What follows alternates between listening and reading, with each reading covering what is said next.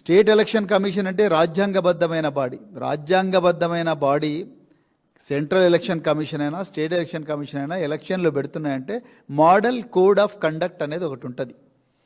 ఈ model code of కండక్ట్ను ఎవరు ఉల్లంఘించినా వాళ్లకు నోటీస్ ఇవ్వాలి. ఆ నోటీసు ఎక్కడ కూడా ఇచ్చిన దాఖలాలు కనిపించడం లేదు ఎలక్షన్ కమిషన్.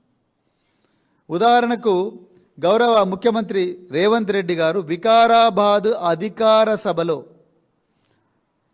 అంటే అధికారికంగా రాష్ట్ర ప్రభుత్వం ఏర్పాటు చేసిన సభలో హస్తం గుర్తుకే మన ఓటు అని అన్నాడంటే ఇంకా మీరు ఒకసారి ఆలోచించండి.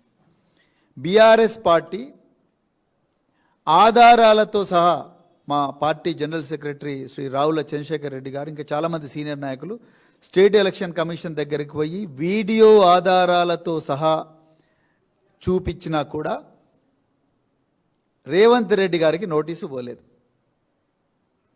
మరి రాష్ట్ర ఎన్నికల కమిషన్ ఏం చేస్తుంది? ఇప్పుడు రేవంత్ రెడ్డి గారు ఏ విధంగా చేయమంటే ఆ విధంగా చేస్తున్నారా? మరి రాజ్యాంగం ఎందుకున్నది? ఒక ముఖ్యమంత్రి నేనే రాజు నేనే మంత్రి ఇంకా 10 సంవత్సరాలు కాదు కదా 10 శతాబ్దాలు నేనే ముఖ్యమంత్రిగా ఉంటానని చెప్తున్న డిక్లేర్ చేసుకుంటున్న వ్యక్తి ముందు రాజ్యాంగబద్ధమైన సంస్థలన్నీ ఇక నీరుగారినట్టేనా, అబాసు పాలనట్టేనా? మరి రాష్ట్ర ఎన్నికల సంఘం ఆలోచించాలి, అదేవిధంగా రాష్ట్ర ప్రజలు మేధావులు వీళ్ళందరూ కూడా ఆలోచించాలి.